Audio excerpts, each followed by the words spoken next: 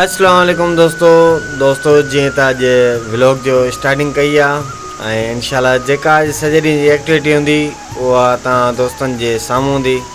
इंशाल्लाह हींअर वञूं पिया प्रेस क्लब कोटली कबीर ते ऐं जेका बि अॼु एक्टिविटी कंदासीं उहा तव्हांजे सभिनी दोस्तनि जे साम्हूं हूंदी इंशाल्लाह। दोस्तों निसार लाशारी सां गॾु प्रेस क्लब जे लाइ निकिरी चुका आहियूं असां। दोस्तों जीअं त निसार लाशारी के प्रेस क्लब लाथोसीं मां कंहिं कम लाइ वञा पियो कंडियारे। इंशाल्लाह हुते बि तव्हांखे पंहिंजी एक्टिविटी ॾेखारींदासीं कंडियारे जी बि। हींअर मां कौमी शहर सां वञी रहियो आहियां कंडियारे तरफ़। दोस्तों जीअं त कंडियारे पहुची वियासीं ऐं हींअर कंडियारे होटल ते रेस्टोरेंट ते जेको चांहि जो मज़ो वठूं पिया पंहिंजे दोस्त सां गॾु ऐं बिस्किटनि जो बि। दोस्तों जीअं त हाणे वरी असांजी वापसी थी आहे कंडियारे खां कोटली कबीर तरफ़।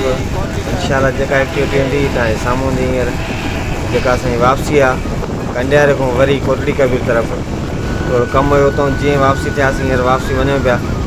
शुक्र आहे मालिक जो कमु थी वियो हाणे वापसी आहे असांजी वरी कोटली कबीर तरफ़। दोस्तों जीअं त हीअ हलाणी खां अॻियां कंडियारे खां ई वापसी अचूं पिया त हींअर कुझु नज़ारा हुया क़ौमी शहर जा जेको तव्हांखे ॾेखारियूं पिया दोस्तनि खे ऐं तव्हां ॾिसी इंजॉय कयो वीडियो खे।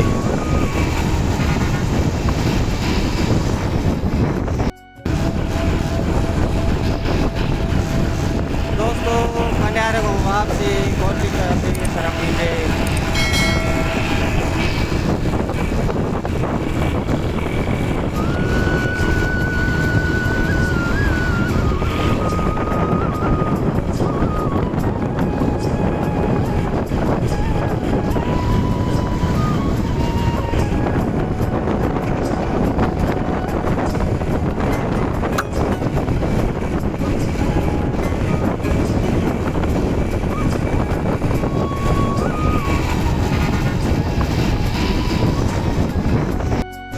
दोस्तों जीअं कंडियारे को वापसी प्रेस क्लब कोटली कबीर ते पहुतासीं त निसार लाशारी गहरी निंड में सुतो पियो हुयो।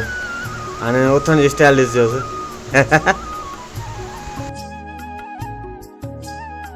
दोस्तों जीअं त हींअर असां मुनवर सोलंगी सां गॾु कोटली कबीर खां वरी हिंगोरजा तरफ़ हिंगोरजा खां मेरापुर तरफ़ वञी रहियासीं। हीअ जेको आहे हिंगोरजा खां मेरापुर लिंक रोड आहे जेको तव्हां दोस्तनि खे ॾेखारियूं पिया।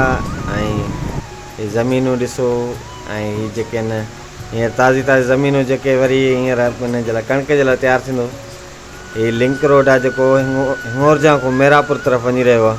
थोरो हिन लिंक रोड जो मज़ो वठो वीडियो ॾिसो। हीअ वीडियो सिर्फ़ु दोस्तनि खे इंजॉय जे लाइ हूंदी आहे। दोस्त इंजॉय कनि ऐं असांजे चैनल खे ज़रूरु सब्सक्राइब कनि।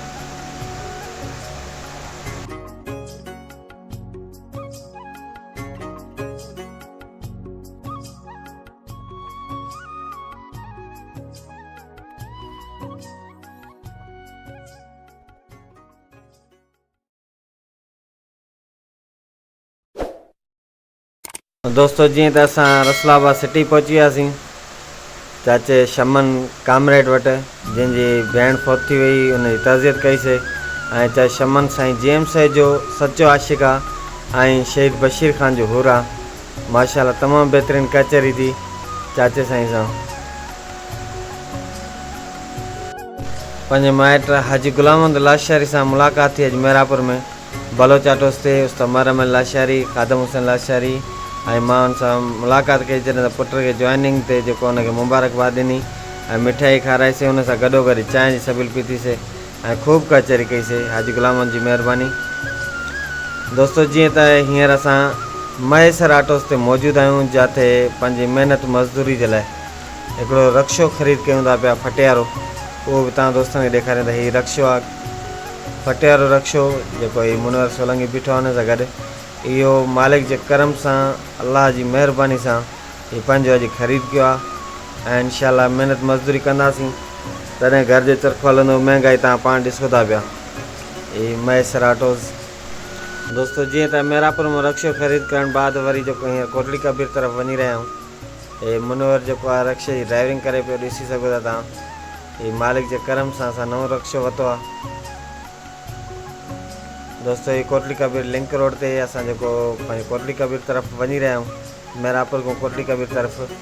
ऐं इंशाअल्लाह जेको आहे हीउ रक्शो सुभाणे खां स्टार्ट थींदो ऐं इन ते जेको आहे बोझ प्रेसनि जे लाइ इन में सर पन ऐं ॿियो लोड खणंदो, इन में जेको मज़दूर कमु कंदा। दोस्तो अॼु को व्लॉग इहो ई हो। पंहिंजे भाउ अब्दुरज़ाक लाशारी खे इजाज़त ॾींदा। अल्लाह हाफ़िज़।